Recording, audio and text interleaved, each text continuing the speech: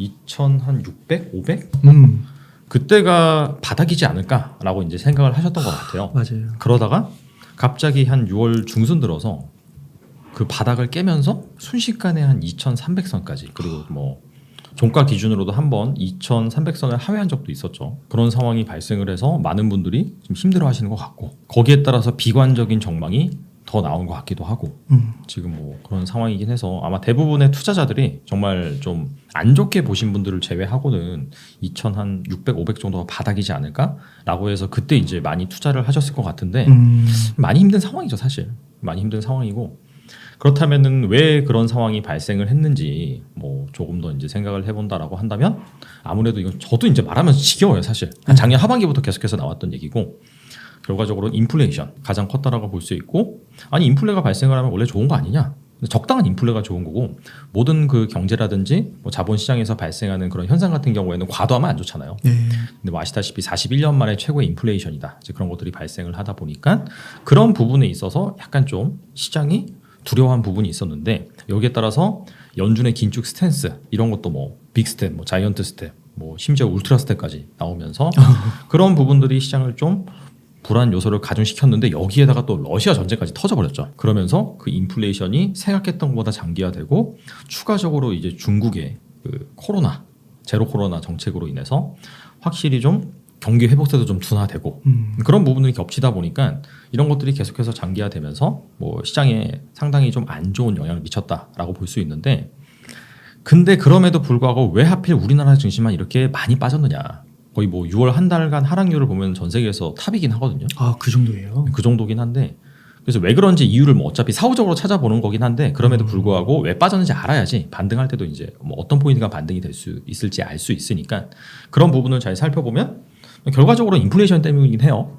그래서 신흥국 증시를 보시면은 인플레이션에 좀 강한 나라들이 있어요. 강하다라기보다도 아무래도 원자재라든지 뭐 곡물 이런 것들을 많이 수출하는 그런 베이스를 가지고 있는 나라들을 보면 인도라든지 인도네시아 같은 경우에는 생각보다 덜 빠졌어요.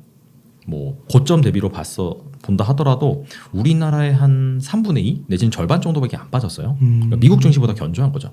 그 이유가 이 원자재를 주로 수출하는 국가다 보니까 그런 쪽에서는 덜 빠졌고 근데 반대로 그럼 우리나라의 그런 펀더멘탈을 봤을 때는 어떤 상황에 위치했느냐 기름 한 방울 안 나는 나라라고 했잖아요. 그러면서 이제 한강의 기적이라고도 표현을 했었고 우리나라는 그런 기초 소재 같은 경우에는 생산되는 게 거의 없어요. 그러다 보니까 그런 기초 소재들을 해외에서 수입을 해서 이걸 가지고 만들어서 중간 제품을 뭐 중국이라든지 뭐 미국에 팔고 최종 소비재도 팔아가지고 그래서 이제 돈을 버는 국가란 말이죠. 네. 근데 아시다시피 인플레이션이 심화되다 보니까 그런 원재료 매입비 비용 이런 것들이 예전보다 훨씬 커졌고 그런 부분들이 아시다시피 최근에 이제 그 뭐 월간 수출 뭐 증가율이라든지 수출 금액 이런 것들 발표되면은 지금 거의 한 3개월, 4개월 연속 무역 적자가 나오죠. 근데 수출이 감소한 건 아니거든요. 근데 그만큼 수입이 더 많이 증가를 했기 때문에 대부분 다 원자재 비용이라고 보시면 됩니다. 거기에서 아무래도 계속해서 적자가 나다 보니까 사실 인플레이션 시대에 가장 좀 많이 피해를 보는 국가가 우리나라였다라고 이제 글로벌 증시에서 봤을 때는 그렇게 판단할 수 있는 부분이고 게다가 인플레이션이 너무 심화되고 연준에서 계속해서 이 긴축 계속해서 얘기를 하다 보니까 이게 경기는 점점 둔화되잖아요.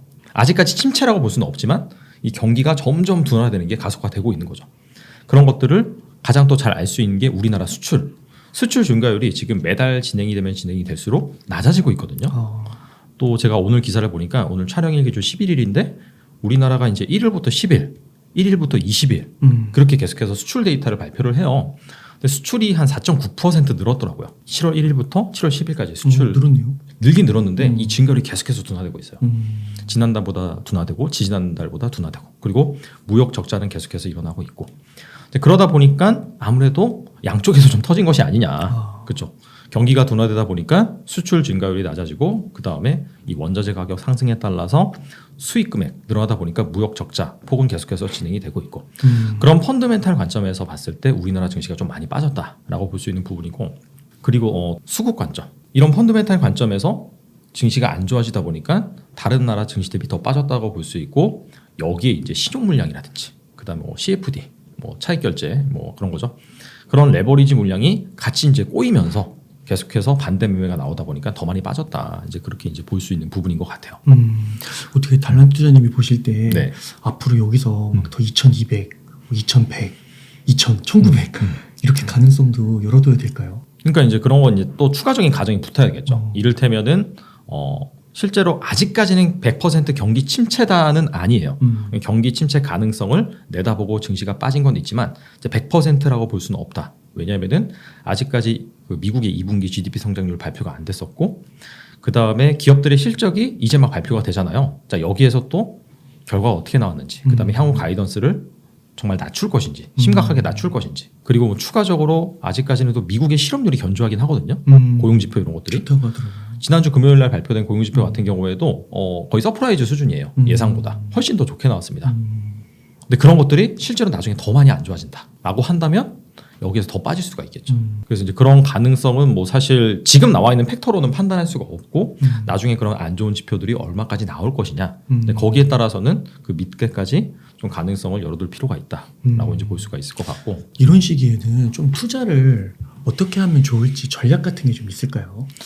뭐 사실 이게 지금 투자자들의 상황이 어떠하냐 여기에 따라 좀 달라질 수 있을 것 같아요. 근데 제가 봤을 때 거의 80-90% 정도는 지금 여유 자금이 없을 거라고 생각을 해요. 왜냐면은 좀 길게 본다면은 3,300에서 지금 2,300까지 빠진 거잖아요. 그렇죠. 그러면 고점 대비 한 30% 정도가 빠진 건데 그 3,300 고점에서 아무리 자기가 좀 현금 관리를 잘 하고 있고 좀 보수적으로 대응을 했다 하더라도 한 2,600, 2,700까지 내려오면서 이미 제 생각에는 그 현금을 다 쓰지 않았을까. 근데 지금 상황에서 뭐 정말 시장을 안 좋게 보는 일부 몇몇 분들 같은 경우에는 뭐 인버스를 산다든지 아니면은 대량으로 현금을 확보하고 있다가 지금 이 상황에서도 괜찮은 주식을 싸게 살 수 있는 그런 여건이 마련이 됐겠지만 대부분의 투자자 같은 경우에는 제 생각에 지금 상황에서 잊어도 못하는 좀 그런 상황이지 않을까 개인적으로 생각을 하고, 그렇다면 뭐 지금 이 상황에서 어떻게 해야 되느냐. 뭐 일단은 긍정적인 포인트를 하나 말씀을 드리면 사실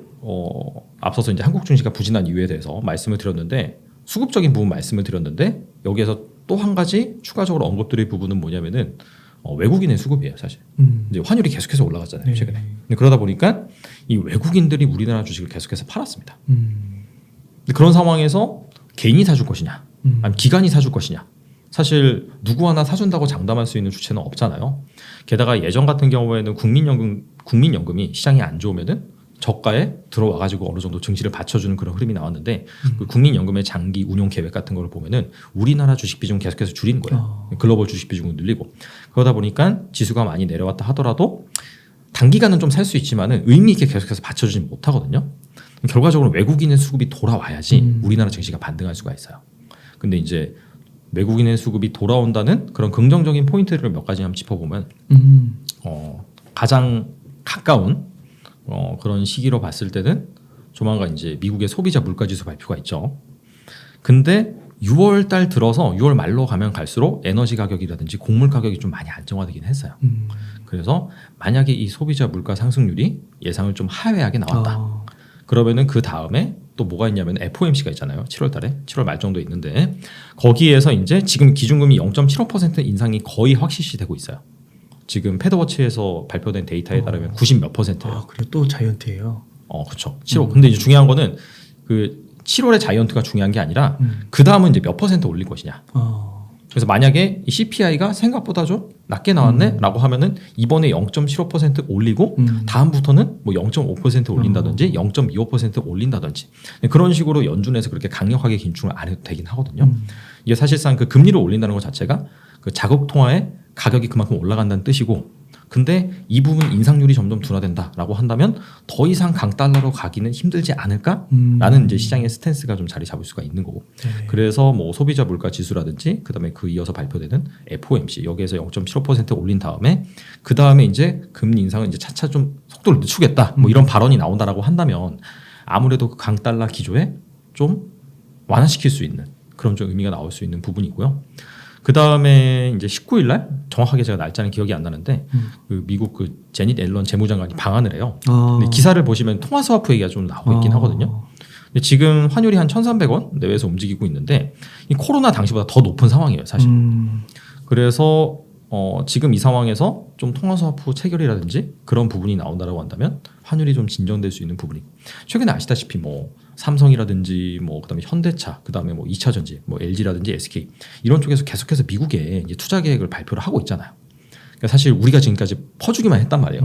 이게 주는 게 있으면 사실 좀 받는 게 있어야죠. 기브 앤 테이크가 있어야 되기 때문에 그런 부분에 있어서 좀 체결을 해준다라고 한다면 환율이 진정되는 효과를 누릴 수가 있고 그렇다면은 좀 집 나가는 외국인의 수급이 어느 정도는 다시 돌아올 수 있다라는 관점에서 좀 보면 좋을 것 같긴 해요. 지금 뭐 글로벌 증시가 안 좋고 그다음에 원자재 가격이 많이 올라서 우리나라 특히나 취약한 그런 부분이 드러나고 있는데 그런 것들을 반영하더라도 많이 빠지긴 했거든요. 그런 부분들을 어디서 알 수 있냐면 삼성전자가 최근에 실적 발표를 했잖아요.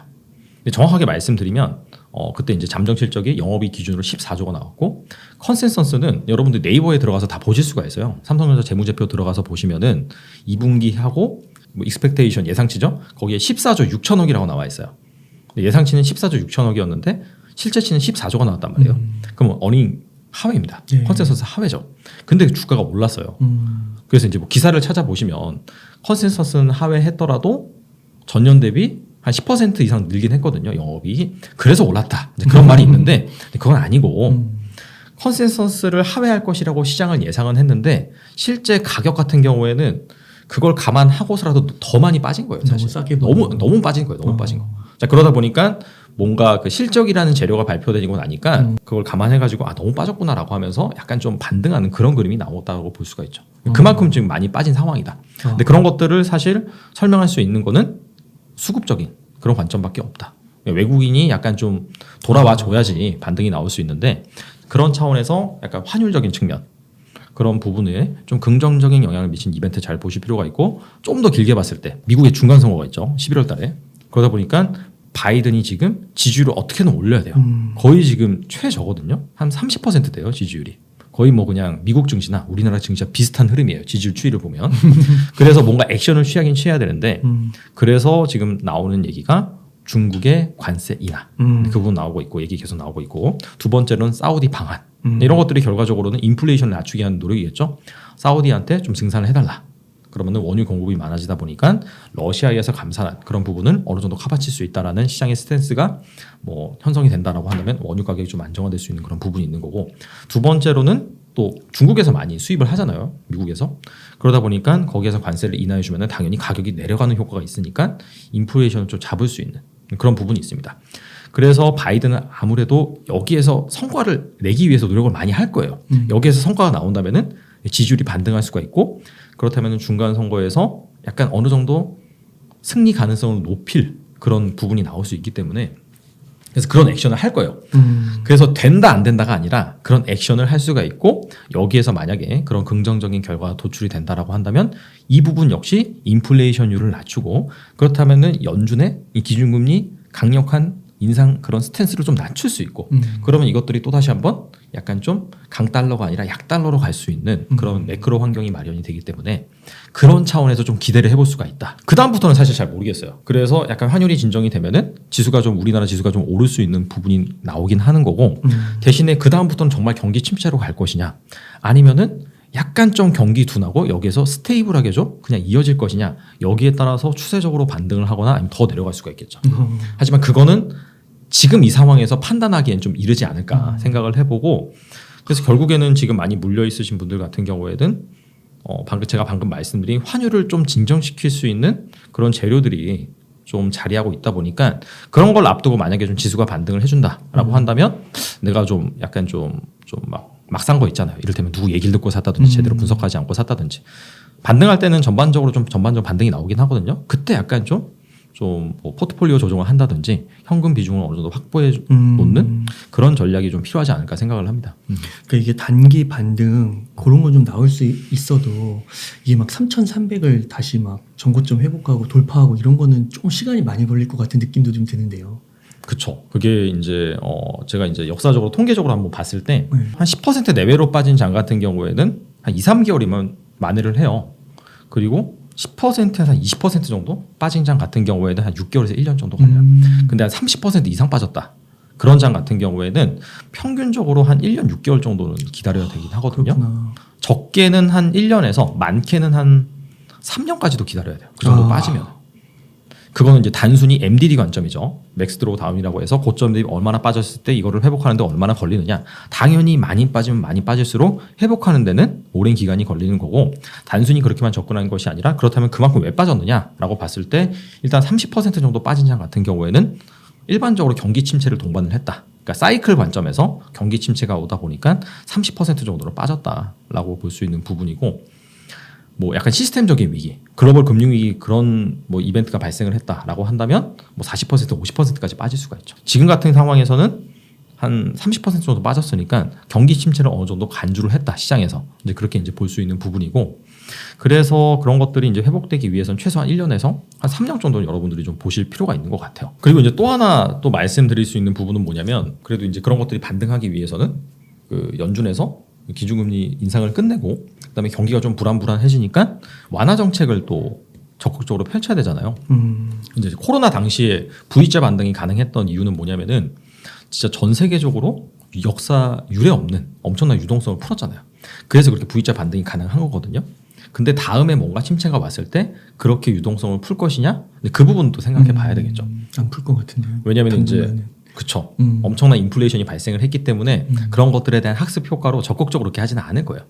그래서 그런 것들을 감안한다라고 한다면 어느 정도 최대한 빠른 시일 내에 3,300을 극복할 것이다. 그런 기대는 좀 저버리는 게 좋을 것 같고, 그때 이제 나오는 정책을 봐야 되겠죠. 그래서 이제 그런 것들을 보시고 막연한 기대보다는 현실적으로 판단하시는 게 좋을 것 같습니다. 와, 여기서 진짜 멘탈 잡는 게 정말 필요할 것 같은 게, 이게 사실 진짜 1년에서 한 3년까지 회복 시간이 좀 필요하다고 하면 이게 상당한 기간이잖아요. 네. 그러면은 그냥 지금 정리해버리고 이제 떠나는, 그러니까 과거에도 그런 분들이 많았다고 하잖아요. 왜 그런 일들이 또 지금 이 순간 벌어질 수도 있는지 이해가 돼요, 한편으로는. 그쵸. 네. 이 1년이나 3년 이렇게 그러고 누가 이걸 견디겠어요. 그쵸. 근데 진짜 성공한 투자자들 한 5% 안 되는 분들은 어떻게 보면 이런 시기에 또 꿋꿋하게 매달 적립식으로 모아가셔가지고 아, 그쵸. 네. 이 3년 지나서 최대 3년을 본다고 하면 그 이후에 또 엄청난 수익을 또 얻으시는 분들이 나타날 수도 있는 것 같고 멘탈이 참 중요한 것 같다, 이 시기가. 가장 힘든 시기 아닌가 생각합니다. 그러면 좀 이런 시기에 달란트 투자님은 좀 사 모으는 그런 좀 주식이 좀 있으신가요, 혹시? 저 같은 경우에는 개별주로도 이제 투자를 하고 있고, 약간 지수라든지 섹터 관점에서도 투자를 하고 있는데, 일단은 좀 길게 보고 사모으는 그런 종목 같은 경우에는 개별주를 말씀드리기 좀 그렇긴 하고, 대신에 이제 섹터를 투자하는 ETF를 좀 말씀을 드리면, 저 같은 경우에는 이제 반도체, 반도체 투자하는 ETF 있잖아요. 네. 이제 그런 거랑, 그 다음에 또 나스닥 지수에 투자하는 그런 ETF, 이제 그런 것들은 좀 내려올 때마다 조금씩 분할 매수를 하고 있긴 해요. 그러니까 어차피 이제 뭐 이런 것들이 정말 닷컴 버블처럼 폭삭 망하고 끝날 것이냐, 그 회복하는데 거의 전고점 13년 정도 걸렸거든요. 닷컴 버블 전고점을 회복하는 데 있어서. 근데 저는 그 정도는 안 봐요, 지금 상황이. 근데 그때 당시에는 펀드멘탈 그런 건 없이 기대감으로 상당히 많이 올랐단 말이에요. 무슨 닷컴 들어가면 막 상하고 막 그런 시절이었기 때문에. 근데 지금은 좀 다르긴 하죠. 지금은 그런 과정을 거치고 어느 정도 이제 성숙기에 진입을 했고, 그런 기업들이 예전에 그때 당시에 뭐 시가총액 1등부터 뭐 상위 뭐 그런 종목들의 구성을 봤을 때는 에너지 주식들 그런 것들이 많았다라고 한다면, 지금은 이렇게 빠졌다라고 할지라도 그럼에도 불구하고 이 IT 기업들이 많긴 하거든요.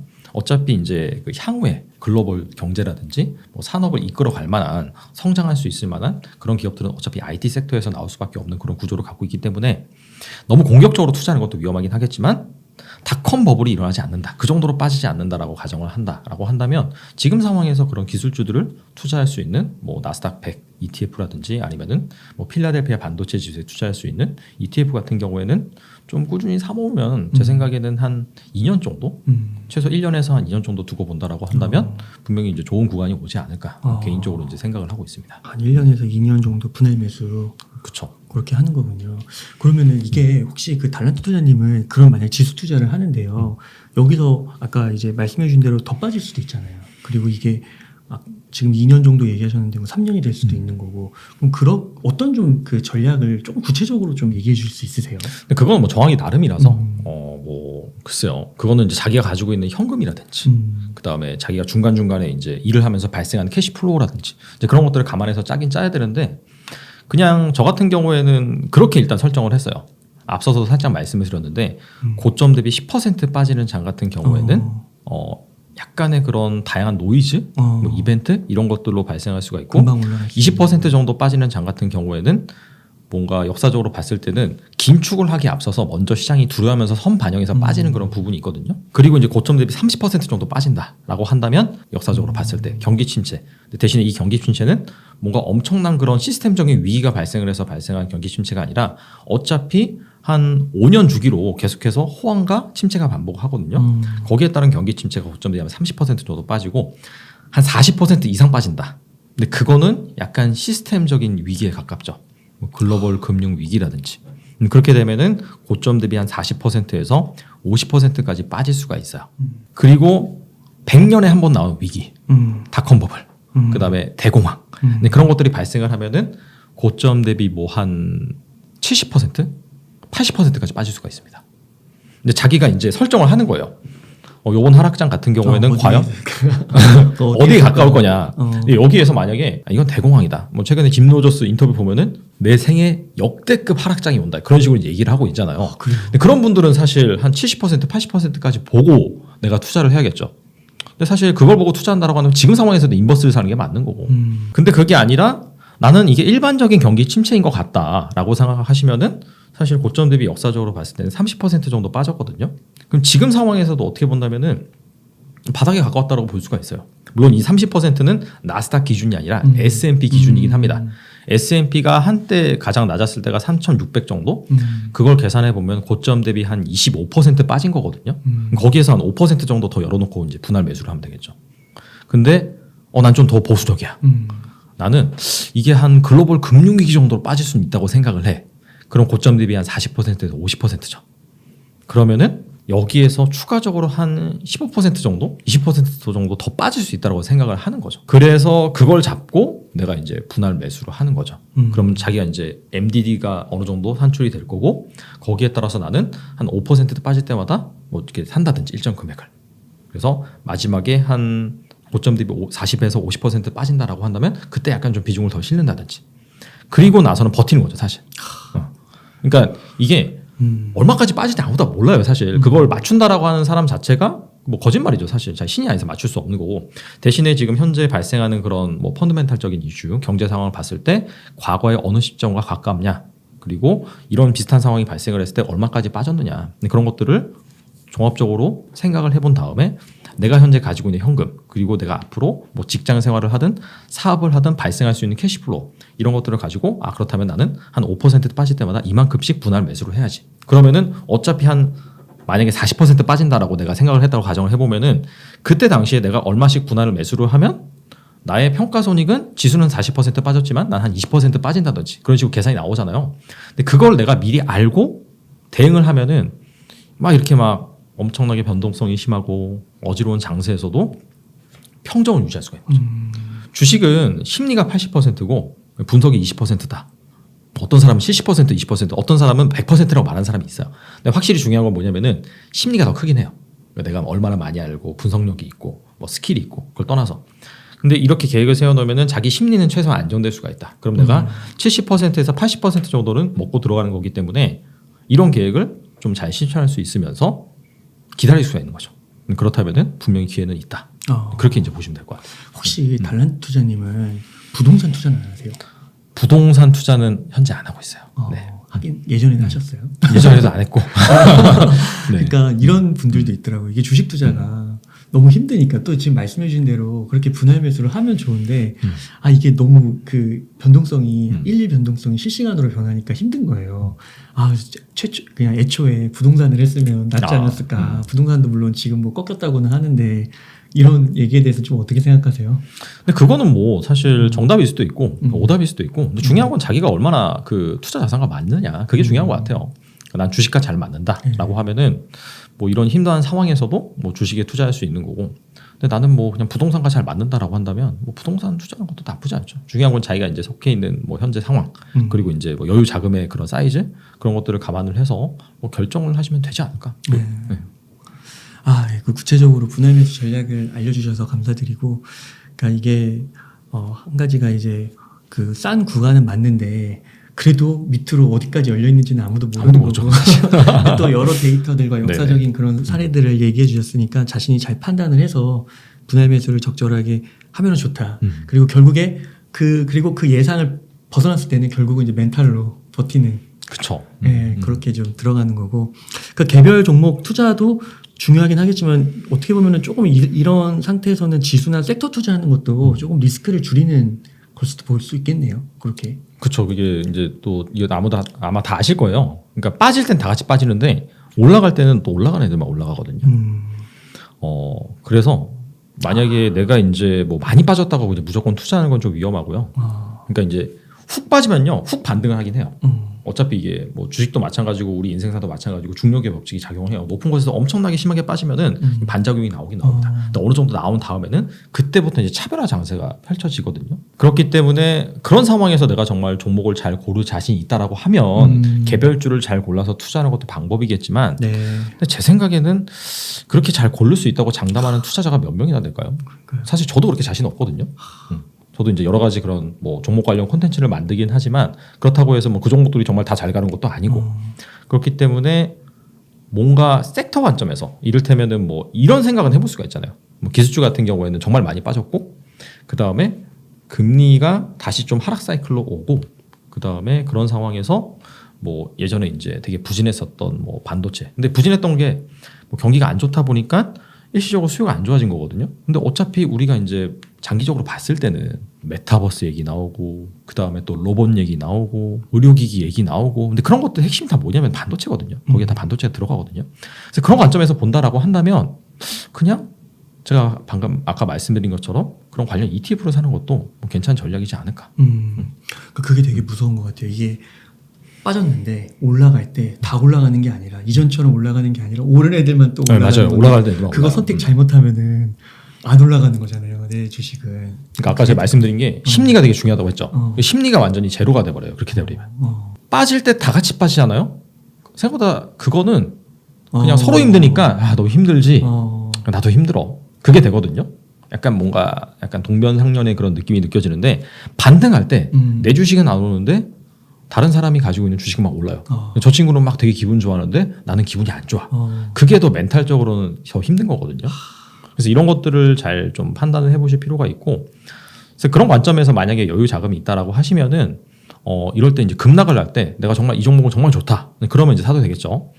하지만 뭔가 그런 확신이 없다라고 하면은 지수 ETF를 사는 것도 방법이에요. 사실 이렇게 급락 확 했을 때 반등 나올 때는 평균적으로 다 어느 정도 나오기 때문에 지수 ETF 같은 경우에는 그러면은 좀 날 수가 있다. 네. 네. 그리고 이제 아까 좀 말씀해 주신 거 그 삼성전자 그거 좀 한번 또 여쭤볼게요. 네네. 그 삼성전자가 지금 이제 5만 전자, 6만 전자도 깨졌잖아요. 네네.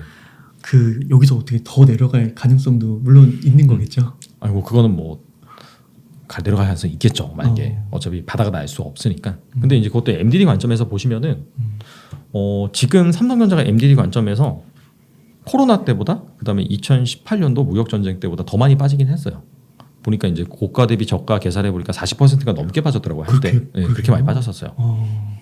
아 지금 코로나 때보다 더 빠졌다고요? 그러니까 지금 종가 기준으로는 그 정도는 아닌데 최근에 한 5만 6천 원까지 빠진 적이 있었잖아요. 그게 이제 2021년 1월 고점이랑 비교를 해보면은 그때 코로나보다 더 많이 빠졌더라고요. 그래요? 네, 그 정도로 빠지고 그 다음에 2018년도 그때 이제 무역 전쟁 당시에 그때 이제 한 5만 얼마에서 3만 얼마까지 빠졌잖아요. 그때보다도 더 많이 빠졌더라고요. 그렇구나. 종가 기준으로 봤을 때는. 네. 그래서 상당히 지금 많이 빠진 건 맞다. 그래서 뭐 물론 더 빠질 수 있지만은 이 가격 구간에서는 사실상 하방보다는 상방이 좀 열려 있다고 보는 게 맞는 것 같고. 근데 그것도 왜 이렇게 많이 빠졌느냐라는 관점에서 봤을 때는 수급적인 요인이 커요. 앞서서 제가 말씀드린 실적 발표 난 다음에 컨센서스를 하회했음에도 불구하고 지금 상승률은 플러스가 났잖아요. 근데 그런 부분들이 너무나 많이 빠졌다. 물론 이제 시장의 컨센서스도 하회하고 반도체 경기가 안 좋은 건 맞긴 맞지만 자, 그럼에도 불구하고 삼성전자가 가지고 있는 기초 펀더멘탈 대비 너무나 많이 주가가 빠졌기 때문에 그런 상황에서 반작용이 좀 나오지 않았느냐. 이제 그렇게 이제 볼 수 있는 부분이고요. 그래서 뭐 그런 것들을 잘 보시면서 여러분들이 대응을 하시면 좋을 것 같고 최근에 이제 뭐 노무라증권 거기에서도 이제 뭐 리포트가 나왔는데 거기에서 SK 하이닉스에 대해서 언급하긴 했어요. SK 하이닉스가 최근에 시장이 안 좋다 보니까 PBR 1배를 깨고 이제 0.9배대로 내려간 적이 있긴 했거든요. 근데 거기에서도 말하는 뷰는 그거예요. 역사적으로 봤을 때 0.9배 구간에서 사면은 다 좋은 수익이 났다. 어느 정도 기다리면은 물론 이제 경기 안 좋고 하다 보니까 더 빠질 수는 있지만은 그럼에도 불구하고 역사적으로 0.9배면은 정말 한 5년에 한 번 정도 오는 그 정도 기회다. 뭐 사실 이제 그렇게 보는 거죠. 만약에 이 상황에서 뭔가 삼성전자라든지 SK 하이닉스를 투자한다라고 한다면 그거 단순한 것 같아요. 오히려 이제 결정을 할 때 반도체가 한업이 앞으로 계속해서 성장을 할 것이냐, 아니면은 뭔가 정말 엄청난 변화가 생겨서 반도체 산업이 성장을 안 할 것이냐.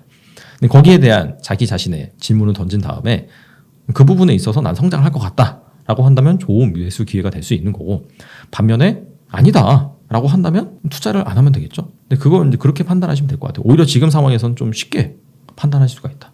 지금 이제 가격대 구간에서는. 그 아까 하락을 했다가 올라갈 때 네. 차별화 장세가 펼쳐질 수 있고 내 주식이 소외되면 네. 그것만큼 멘탈을 흔들리는 그런 게 없다고 하셨잖아요. 그러면서 이제 지수 쪽을 얘기하셨고 반도체와 나스닥을 좀 얘기하셨는데, 조금 이제 물론 개별 종목의 리스크가 크긴 하지만 그래도 지금 말씀하신 그런 거에 조금 우리가 수용을 한다고 한다면 조금 삼성전자나 SK하이닉스 이런 개별 종목들은 다시 코스피가 상승할 때 외국인들이 들어오고 할 때 올라갈 확률은 높다고 볼 수 있는 건가요? 아마 가장 많이 사지 않을까요? 아, 외국인이 귀환을 한다라고 하면 가장 많이 살 수밖에 없어요. 왜냐하면 지수 구성 자체가 반도체 비중이 가장 크잖아요. 코스피에서. 뭐 삼성이라든지 SK하이닉스가 차지하는 비중이 거의 한 25%에서 30% 정도 되니까 당연히 우리 증시로 귀환을 한다라고 한다면 이 반도체 관련 주식을 가장 많이 살 가능성이 있는 거죠, 사실. 가장 많이 빠진 주식들. 우리나라의 대표 주식들. 그 삼성전자가 그럼 혹시 정고점이 한 95,000원, 6,000원 정도 되잖아요. 아마 그 장중 고점이 96,800원일 거예요. 6,800원. 그거를 좀 회복하는 시점을 좀 대략적으로라도. 그거는 뭐 되게 간단해요. 뭐냐면은 이 매크로 환경 사이클 관점에서 봤을 때는 금리 인상이 끝나고, 근데 여기서도 이제 약간 두 가지로 나뉘긴 하는데 경기 침체가 온다. 근데 그걸 가정하고 말씀을 드리면 금리 인상이 끝나고 그 다음부터는 이제 경기가 실제로 침체가 될 거예요. 지금 이제 나오는 뭐 미국의 ISM 뭐 제조업 지수 뭐 PMI라든지 뭐 그런 것들이 지금 점점 둔화되고 있거든요. 근데 이게 실제로 이제 50 밑으로 내려와요. 경기 이제 침체 구간이 되는 거고. 그 다음에 실업률이 아직까지는 견조하긴 하지만 실업률은 약간 좀 후행적 지표이긴 해요. 왜냐면은 기업이 어려우면은 바로 자르진 않거든요. 물론 미국은 고용이 좀 유연하긴 하죠. 자, 그럼에도 불구하고 어느 정도 기간을 두고 자르겠죠. 그런 사람들을 자른다고 해도. 그래서 실제 경기가 안 좋아지면은 후행적으로 아마 실업률이 막 올라갈 거예요. 그래서 정말 그런 상황이 발생을 했다. 그러면은 연준에서 금리를 이제부터 인하를 하겠죠. 계속해서 인하를 합니다. 근데 초반에 인하할 때는 증시가 반등을 안 해요. 초반에 인하할 때는. 하지만 어느 정도 한 금리 인하 중반부 정도 오면은 역사적으로 봤을 때 그때부터 좀 반등을 해요. 그때가 그리고 그런 경제지표 관점에서 봤을 때는 실업률이 좀 최고점에 달하는 그 시기입니다. 근데 그때부터 아마 엄청나게 반등을 하지 않을까. 역금융 장세, 역실적 장세라고 말을 하잖아요. 역실적 장세가 발생하고 나서 그 다음에 이제 금융 장세거든요. 이제 통화 완화 정책이 나오고 연준에서 기존의 그 매파적인 스탠스를 취하다가 비두기적인 스탠스를 취하면서 그거 이제 정점이 달하는 게 어떻게 본다면은 그 금융 장세라고 볼 수 있는데, 그때 실적은 오히려 안 좋을 거예요. 안 좋은데 이제 그런 말 나오겠죠. 바닥 찍었다. 그런 말 나오면서 이제 그때부터는 이제 반등을 하겠죠.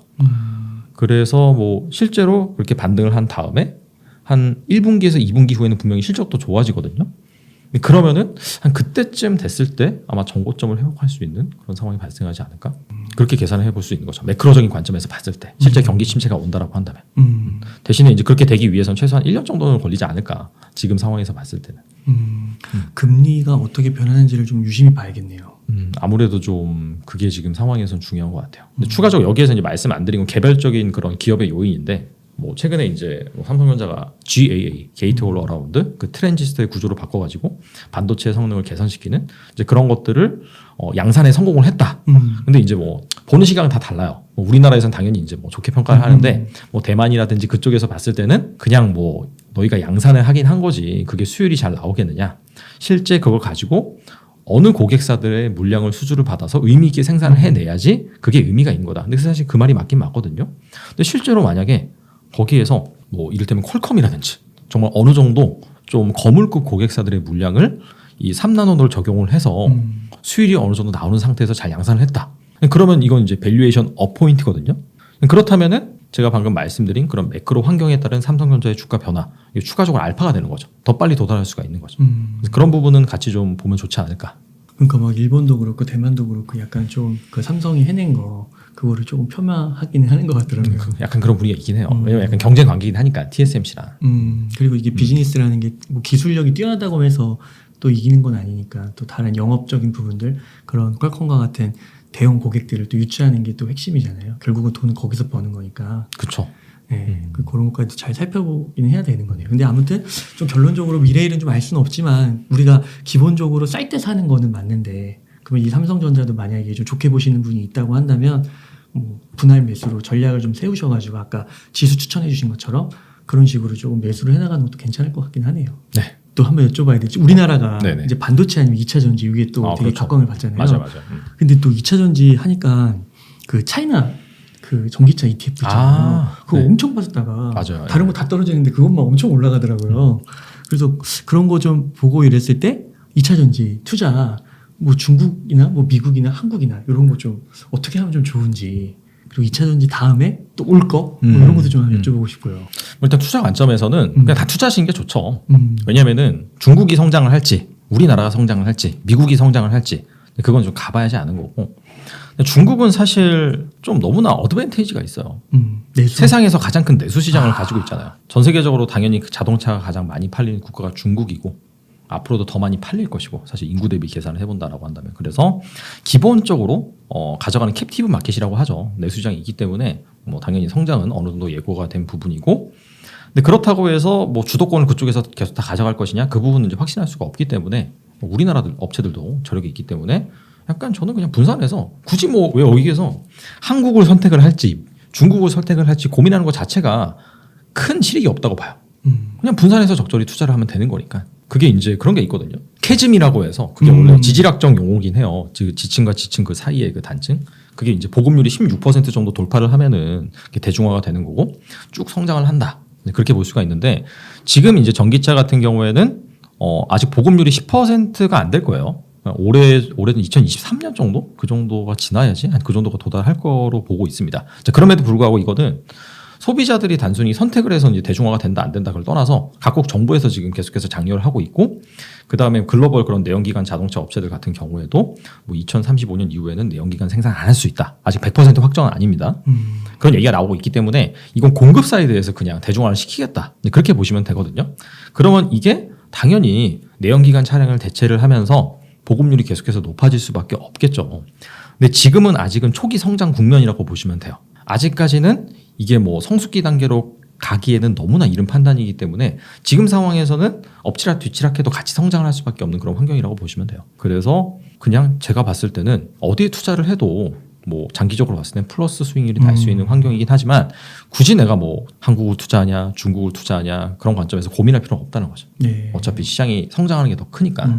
그래서 그런 관점에서 여러분들이 좀 긴 호흡으로 좀 접근을 하시면 좋을 것 같고 그 다음에 한 가지만 또 말씀을 드리면 여기에서 굳이 이제 나는 한국이라든지 중국을 양자택일을 하겠다 하고 싶다라고 하시는 분들 같은 경우에는 이걸 잘 보시면 될 것 같아요. 어차피 중국 2차 전지 업체들 같은 경우에는 자국 시장이라는 막강한 그런 베이스를 가지고 있어요. 그 부분은 당연히 주가에 반영이 되어 있겠죠.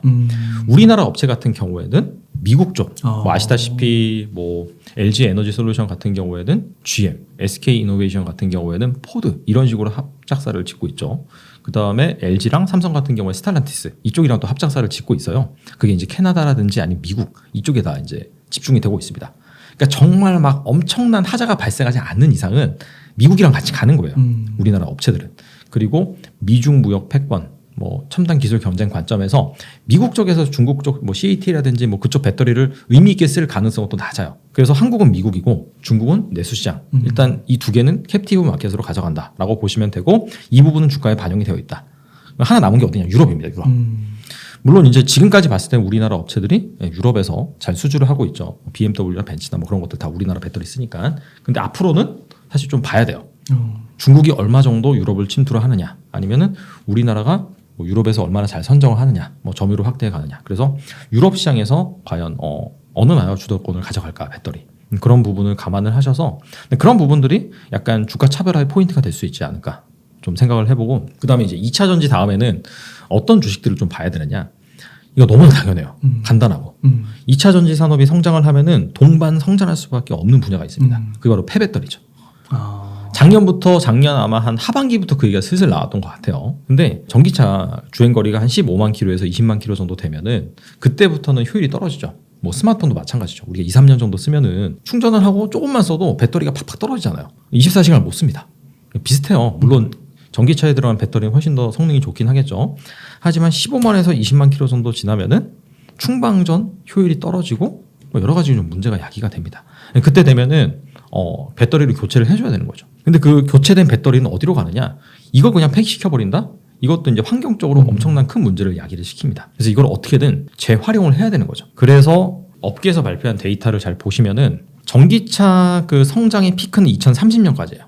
한 2020년부터 2030년까지 한 10배 정도 성장을 하고 그 다음부터는 성장률이 점점 둔화가 돼요. 전기차 그 판매량 같은 경우에는. 근데 폐배터리, 뭐 처리량, 시장 규모 이런 것들을 보시면은 한 2020년부터 2030년까지는 비슷해요. 이 전기차 시장과 성장한 성장률이. 근데 2030년부터 오히려 한 2040년, 50년 놓고 보면 그때 성장률이 더 커요. 왜 그런 거죠? 왜냐하면 후행적으로 전기차 그러니까 주행거리가 한 15만에서 20만 정도, 즉 한 5년에서 10년 정도 타면은 그때부터 이 폐배터리가 나오기 시작하는 거죠. 그러니까 대략 한 5년에서 10년 정도의 시차를 두고 이쪽 산업은 성장할 수밖에 없어요. 그래서 그런 특징을 가지고 있기 때문에 2차 전지 시장이 성장을 하면 폐배터리 산업은 무조건 성장을 한다. 그렇게 이제 보시면 될 것 같고, 그래서 사실 그 관련주들이 무엇이냐 그게 중요한데 대부분 다 2차 전지 업체들이 그래서 그런 것들을 하고 있어요. 어차피. 왜냐하면 이게 폐배터리를 재활용하는 관점에서 두 가지가 있는데 재사용이 있고 그 다음에 재활용이 있습니다. 리유즈, 리사이클링이 있는데 재사용 같은 경우에는 사람들이 막 폐배터리 수거한 걸 가지고 뭐 검사하고 뭐 분해하고 분석하고 해가지고 그걸 다시 다 재조합을 해요. 그 다음에 ESS, 에너지 저장 시스템 그런 걸로 다시 만들어서 출고를 하는 거예요. 근데 그러다 보니까 그거는 기술 뭐 이런 것보다도 사람들이 많이 달라붙어서 하는 작업이기 때문에 좀 노동 집약적이라고 볼 수 있고 그 다음에 뭐 대량 생산의 한계도 있어요. 이쪽은 부가가치가 상대적으로 좀 낮다라고 보시면 되고 대신 리사이클링, 재활용 같은 경우에는 실제로 그 배터리를 파쇄하거나 아니면은 뜨거운 열을 가해서 용융을 시켜버립니다. 근데 거기에서 그 2차 전지 핵심 소재 있죠. 뭐 니켈, 코발트, 망간, 알루미늄 이런 것들을 추천을 하는 거예요. 뭐 흑연이라든지 그런 것들을. 그래서 이거는 대량 생산이 가능하고 기술이 좋아야겠죠. 얼마나 기술력이 높냐에 따라서 이 배터리에서 핵심 소재 회수율이 뭐 90%가 된다, 95%가 된다. 그런 것들이 가능하거든요. 그래서 이제 그런 뭔가 사업 아이디어를 가지고 있고 여기에 적극적으로 투자하는 그런 기업들을 잘 주목해서 볼 필요가 있는 거고, 조만간 이제 우리나라의 폐배터리 대장주가 상장을 합니다. 성일 하이텍이라고 그 업체가 2008년도부터 이제 그 폐배터리 회수 사업을 해서 재활용을 하는 그런 사업을 시작을 했는데 뭐 그때 당시에는 전기차를 보고 한 건 절대 아니고 올 줄 몰랐죠 사실. 네. 근데 우리나라가 이 배터리를 사용하는 데 있어서 원래 그 하드웨어가 있잖아요. 스마트폰, 노트북 이것도 배터리 2차 전지 쓰는 거잖아요. 그것 때문에 사실 그 비즈니스 헤더라고 보시면 돼요. 그 스마트폰에서 나오는 배터리라든지. 와, 시대의 운을 타고나는 기업이네요. 사실 그 뭐 우리 웅달 대표님도 비즈니스 해보셔서 아시겠지만 내가 정말 해안이 있어서 이거 간다라고 해서 성공한 사람은 별로 없어요. 열심히 하다 보니까 운대가 잘 만나가지고 그래서 된 거죠 사실. 뭐 모르겠어요. 뭐 그쪽 대표님이 정말 해안이 있어서 하는지 모르겠지만 제가 봤을 때는 그거보다는 원래 이쪽에서 좀 사업을 하다가 좋은 기회를 만나지 않았을까 생각을 하고, 그때부터 리사이클링 산업을 잘 하다 보니까 아마 지금 세계 탑5 안에 드는 그런 회사고, 그 다음에 생산 능력도 어느 정도 있습니다. 이번에 이제 IPO 하면서 자금 조달해서 더 이제 법인을 설립을 하겠죠. 그래서 해외에서도 지금 법인이 있는 상황이고, 우리나라 업체들과 이제 뭐 이렇게 조인을 해서 아마 유럽이라든지 그쪽에도 법인을 많이 설립할 것으로 예상이 돼요. 그래서 그런 기업을 뭐 청약을 하셔도 되고, 근데 청약은 뭐 사실 의미 있는 수량을 받을 수는 없으니까 대신에 이제 상장을 하고 나서 한 1개월, 3개월, 6개월 정도 그 기관 투자자들의 의무 화약 그 보유 물량이 풀리면서 오버행 관점에서 주가가 많이 내려올 수도 있어요. 나중에 가면은 그때 이제 좀 보시면 좋을 것 같고, 뭐 추가적으로 이제 코스모 그룹, 그래서 코스모 화학이라든지 그런 기업들도 폐배터리 쪽에 좀 적극적인 것 같아요. 재활용 관점에서. 그 다음에 이제 에코프로 BM이라든지 에코프로 HN을 자회사로 보유하고 있는 에코프로라든지 거기에서도 그 자회사 중에서 이름이 갑자기 생각이 안 나네요. 그 회사가 이제 폐배터리 관련 재활용 사업을 하고 있거든요. 또 LG 쪽이랑 또 제휴를 해가지고. 그래서 뭐 그렇게 준비를 하고 있습니다. 지금 뭐 본격적으로 그렇게 막 폐배터리가 메인 비즈니스다라고 하는 기업은 사실상 상장사에 별로 없어요. 뭐 성일 하이텍 그게 상장하면 이제 그게 이제 메인이고. 성일 하이텍. 성일 하이텍. 그런 기업들. 그 다음에 이제 고려아연. 고려아연 같은 경우에도 이제 고려아연. 뭐 광물 이런 데서 이제 금속을 추출하는 음. 그런 기술을 가지고 있는 기업인데 우리나라에서 뭐 탑이죠. 근데 생각을 해보면 어차피 2차 전지 소재라든지 폐배터리라든지 어차피 그런 폐배터리나 광물에서 그 핵심 소재를 추출해내는 그런 기술이 핵심이거든요. 고려아연이 안 할 이유가 없어요. 그러다 보니까 뭐 LG 쪽이라든지 그쪽이랑 합작사를 설립을 해서 지금 계속해서 그쪽 좀 비즈니스를 확장하고 있어요. 그래서 지금 뭐 상황에서는 아직까지는 뭐 각자 방금 언급드린 그런 기업의 비즈니스로 주가가 움직이지만 장기적으로 봤을 때는 그런 좀 신사업 아이템, 핵심 무기들을 가지고 있으니까 그쪽 업체들이 과연 그걸 잘 비즈니스 영위를 하는지 잘 확장시키는지 그런 부분들을 잘 판단을 하시면서 좀 관심 종목으로 두시고 길게 보면 좋지 않을까 생각을 합니다. 아, 네. 그 2차 전지 말씀해 주시면서 그 다음이 뭐냐 했을 때 정말 그 2차 전지 전기차가 커질 때 수반되는 거를 생각하는 우선 그 사고 방법 그거를 이제 시청자분들께서 한번 유심히 들어보셨으면 너무 좋을 것 같고 그렇게 해서 말씀해 주신 게 폐배터리 네네. 그렇게 해서 몇 개 기업을 언급해 주셨는데 한번 언급해 드려보면은 성일하이텍, 에코프로, 코스모그룹, 고려아연 이런 네네. 기업들 뭐 구글에서 검색하면 바로 나와요. 나오는 거니까 제 유튜브 와서 보셔도 바로 나와요. 네, 네, 유튜브도 보시고 네. 한번 살펴보시면은 네네. 너무 좋을 것 같습니다. 아 그리고 달란투자님 저 갑자기 좀 궁금한 게 하나 생각났는데 네네. 지금 전체적으로 이제 다시 한번 주식시장을 좀 전체적으로 본다고 했을 때 네. 이게 뭔가 굉장히 매크로적인 이슈로 지금 이런 현상들을 많이 설명하시잖아요. 네. 뭐 초인플레이션이라든지 화율이라든지 금리라든지. 네. 근데 사실 한 6개월, 1년 전까지만 해도 되게 바튼업으로 매크로는 좀 무시해도 되고 기업의 펀더멘털한 그런 경쟁력을 중심으로 또 많이 봤던 것 같아요. 근데 네. 실제로 저도 주식 경험이 짧다 보니까 매크로보다는 기업의 진짜 그런 탄탄한 게 왜냐면은 환경은 그렇잖아요. 우리가 항상 환경 탓하고 있으면은 뭐 사업도 그 마찬가지지만 될 것도 안 되잖아요. 항상 어떻게든지 환경이 어렵더라도 뚫고 나가려고 하는 그런 노력들이 필요하잖아요. 그런 줄 알았는데 지금 이렇게 보면은 확실히 매크로 지표가 굉장히 중요한 것 같다라는 인식을 받게 되거든요. 이 매크로와 바텀 요거를 좀 어떻게 좀 우리가 이해를 하고 주식 투자를 하면 좋을지 거기에 대한 조언 한마디 좀 해주실 수 있으실까요?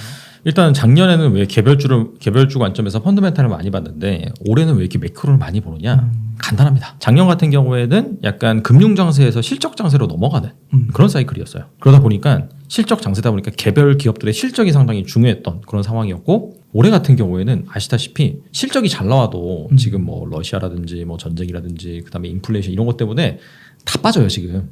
뭐 사실 실적 잘 나온 기업도 은근히 많이 있거든요. 상관없어요. 다 빠져요 그냥. 그러니까 자연스럽게 매크로를 보는 겁니다 지금. 근데 아니 실적이 왜 잘 나오는데 다 빠져요? 나중에 경기가 안 좋아질 거니까. 인플레이션 심하고 긴축할 거니까 지금 줘봤자 나중에 안 좋아져 라고 하면서 선제적으로 그냥 다 빼는 거거든요. 그 다음에 뭐 추가적으로 아까도 말씀드렸지만은 외국인 투자자가 환율이 안 좋다 보니까 원화가 약세다 보니까 계속해서 그냥 기계적으로 빼는 거죠. 그렇기 때문에 그냥 빠지는 거란 말이에요.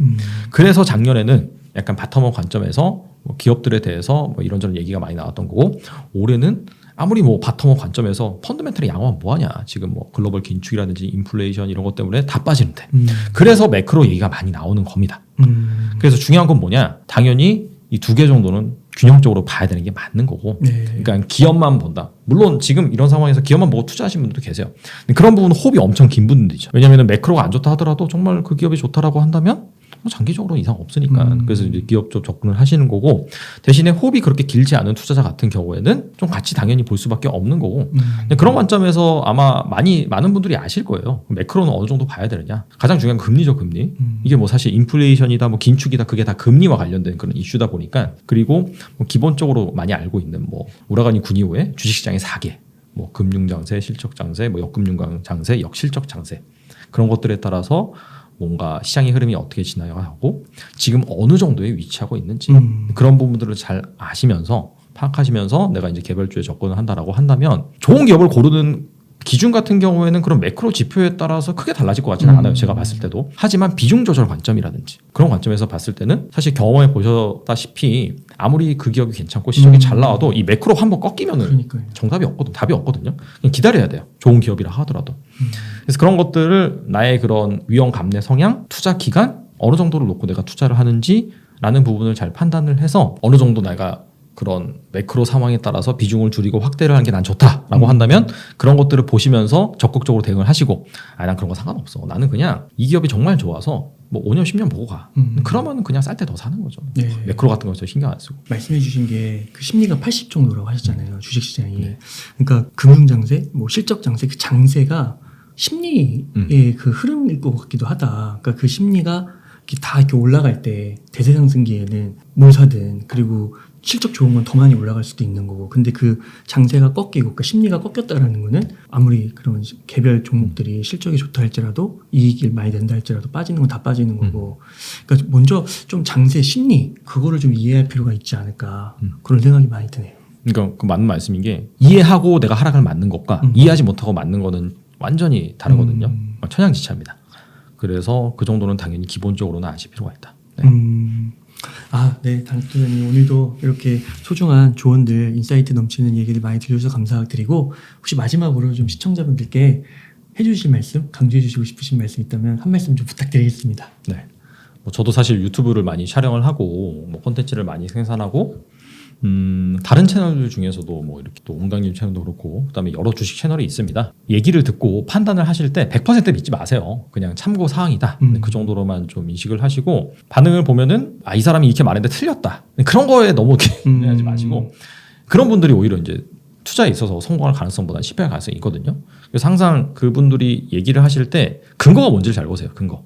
그래서 뭐 예를 들어서 코스피 2300 간다더라, 2000 간다더라, 3000 간다더라 그것만 믿고 투자하시면 큰 코 다칩니다. 그렇기 때문에 그분이 말할 때 이제 근거가 무엇인지 이제 그런 부분들을 잘 판단하시고 이 근거가 그렇다면은 만약에 다른 변수가 생겨서 잘못됐다. 달라진다라고 한다면 여러분들이 여기에 따라서 또 전망을 또 수정하셔야 되는 그런 부분이 있습니다. 그래서 항상 보실 때 얼마 간다 그런 것보다도 그 간다는 근거가 무엇이고 시장에 영향을 미치는 변수가 무엇인지 이런 것들을 여러분들이 좀 기민하게 잘 판단을 하시면서 대응을 하시고 또 길게 본다면은 사실 이렇게 힘든 상황이 언제나 좀 기회였기 때문에 앞서 말씀드린 것처럼 심리를 좀 잘 붙들어매고 또 여유가 있다면은 또 오늘 말씀드린 그런 부분에서 좋은 투자 아이디어 잘 얻으셔가지고 투자를 하시면 장기적으로 좋지 않을까 생각을 합니다.